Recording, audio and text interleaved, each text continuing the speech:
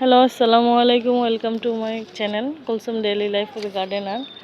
Hello hello viewers, এটা হলো আমার তুতফল গাছ, মালবেরি গাছ যাই বলেন আপনারা। এই দেখেন, মাশাআল্লাহ দিলে অনেক প্রচুর পরিমাণে মালবেরি পেকেছে।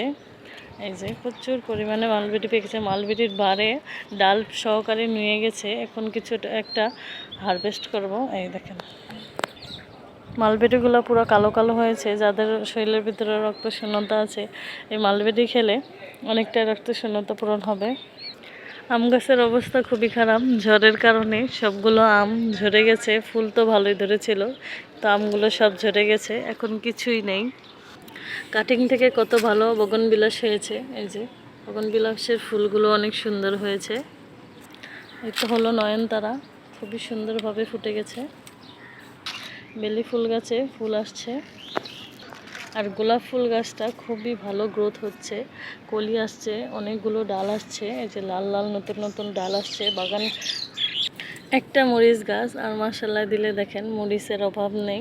আল্লাহর রহমত, আল্লাহর নিয়ামত। এই যে কি পরিমাণে মরিচ ধরেছে, একটা মরিচ পড়ে গেছে ঝড়ে। ডালিম গাছের এবার ভালো একটা গ্রোথ নেই, যদিও ডালিম গাছের ফুলগুলো ফুটে শুধু পড়ে যাচ্ছে। খুব ভালো করে সার দিতে হবে এবং যত্ন নিতে হবে। এই যে দেখেন, শুধু ধরা মাত্রই পড়ে যাচ্ছে।